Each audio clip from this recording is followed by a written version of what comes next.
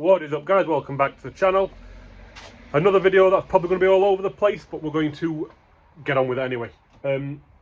Car's mapped, all good to go in regards to power, but we do still have some final stuff to do before we are ready for our ring trip and some track day testing.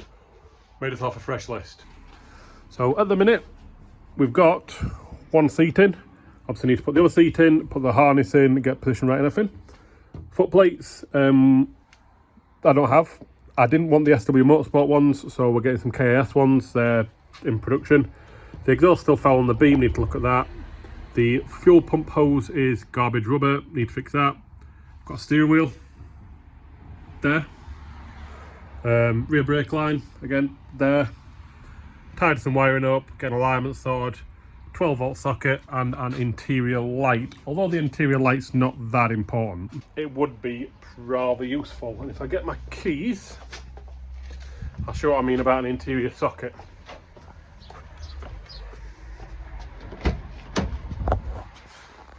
So at the minute, all I've got is the standard wiring with a standard socket, which is obviously a bit of a bodge. I mean, I can cable tie it up or something if needs be.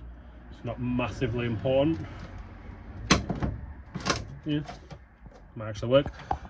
But ideally could do being a little bit better. So we can either extend the wiring and put it up here, or put it up here or something. But I just don't like that. So that'll need tidying up. So yeah, we're gonna make progress on that. First thing I want to look at getting done is probably going to be the seats, because kind of in the way, and I've got my seat rail here in the way. And sort that fuel pump hose out, although it's got half a tank of fuel in it, so probably should have burnt some fuel off first. Choice. Right, so before we start installing the seats, I'm going to talk seat mounts with you. I've gone for these SW Motorsport fixed seat rails, and all they do is they bolt onto the floor in the original holes on the floor pan, and then your side mounts literally just bolt through these holes here. Low, they're sturdy and lightweight. They weigh a total of about 2.5 kilos. Alternatively, what you can do is you can run a proper seat base, where it's a bolt-in base, then you mount rails to that, and then you mount side mounts to that. A little bit taller, a little bit heavier, but you retain that forward back sliding functionality. Originally, I did want to run these. These are Wheel and Motorsport side mounts. I bought these from a friend of mine, Rob. He bought and didn't use. They sit a little bit taller, as you can see there. They're a little bit lighter, assuming because of all these cutouts and that cutout there, where that's solid. But Josh at Wheel and Motorsport, it's his side project, his Wheel and Motorsport. He's got his main job, which obviously takes priority. He's got bills to pay at the end of the day, and he's not doing a run of these for a while. He's not done a run for a while, so I've not been able to get them. I end up buying SW Motorsport ones, one in the driver's seat, with a passenger seat down there. So yeah, that's what we're going with.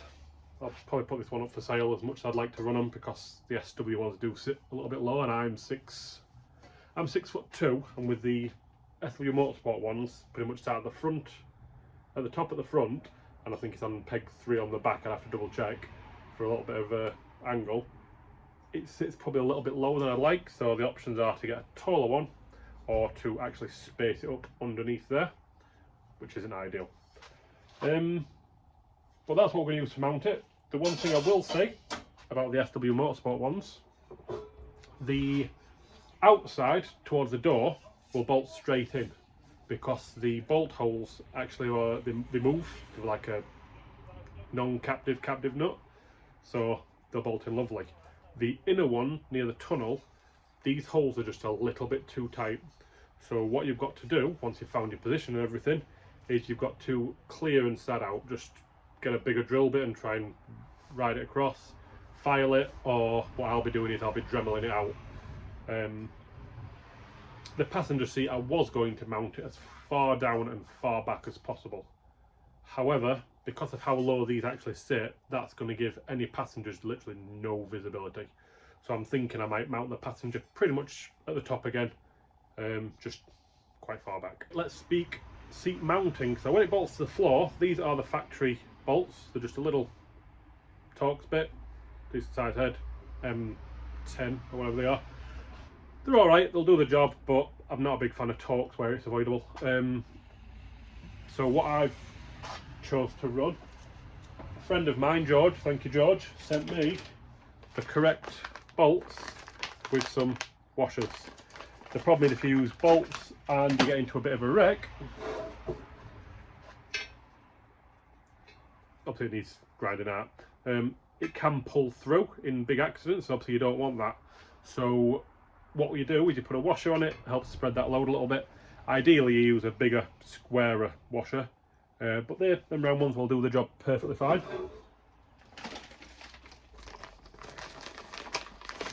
Just a nice big thick washer. Thank you George. To hold your side mounts to your seats, it's little high grade M8 bolts. Some of the newer seats do use an M10, but most you'll find do use the M8s.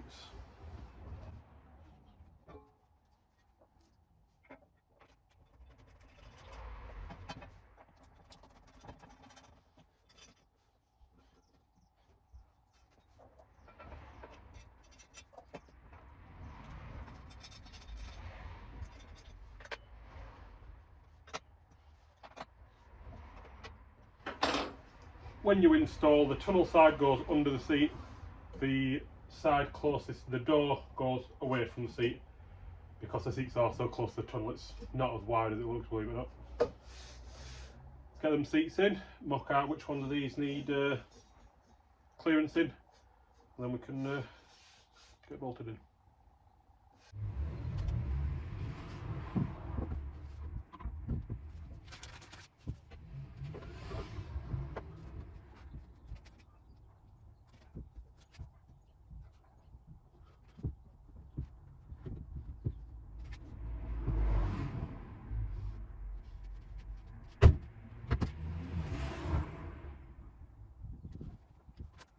So that's where we're going to sit it.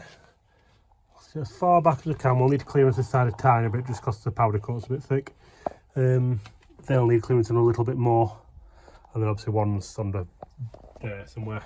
So as far back as it'll go on these rails. It doesn't foul the door, which you'll find with some buckets. Plenty of room. Harness holes, good level with the bars. So that all needs sorting out. But yeah, so I'm going to clearance them holes, get it bolted in, and I can get the harness in.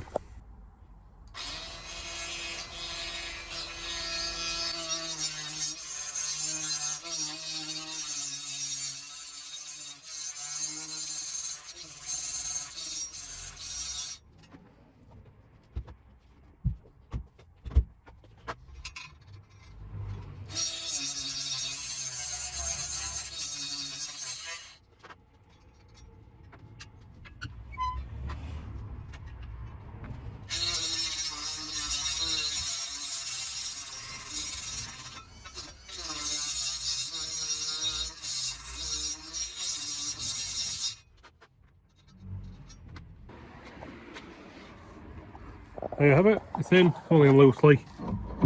All four bolts are in, they're not tight anywhere, you can move it about. So obviously just need to put it in place. Put the spacers in, and then that's seat done. Harnesses, jobs are good in. The eyelet's there, I may spin it round. We'll see. But yeah, that's all in as nicely as it's going to be for now, because I need to pull the fuel pump out there to change the hose on it, and obviously I don't want to be climbing through the boot, so we'll remove this seat, chuck a piece of cardboard down to keep that clean, and pull that out.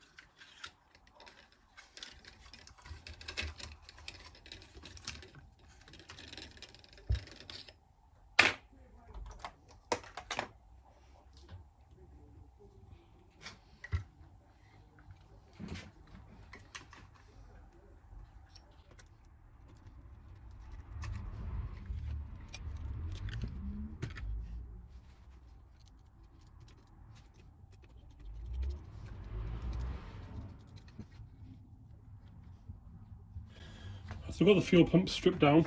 So when you change the actual fuel pump, which is this bit here, to the piece of this like nylon hose that goes from there to there, which is like an internal swirl pot. What you can do is run it from there straight to there, but then it does away with that swirl pot and it makes it a bit pointless. So I put this on. I was told it was suitable to be submersed in fuel, but it's gone soft. It's starting to come apart already. So we're going to change it for some proper stuff. And this is what we've got. It is in-tank fuel hose. It's made by Mocal. It's the proper stuff, apparently. Not expensive. I think it was about 20 quid for the metre. Obviously I'm only going to need a short length, but it's good to have spare.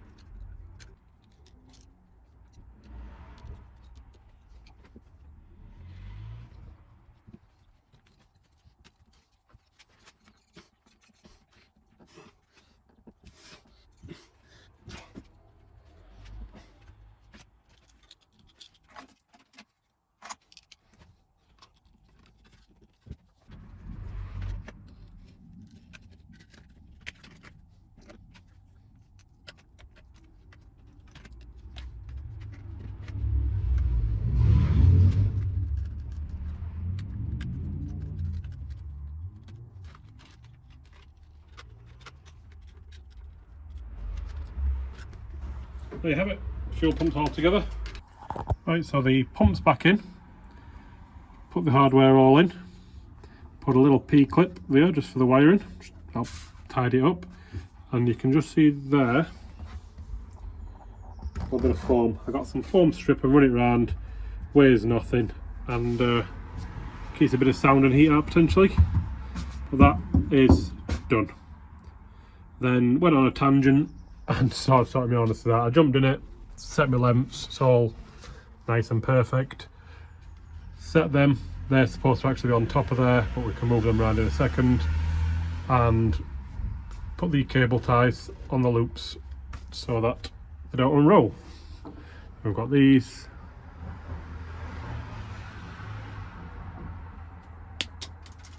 And the same on the other one. So yeah, that ties it up nicely.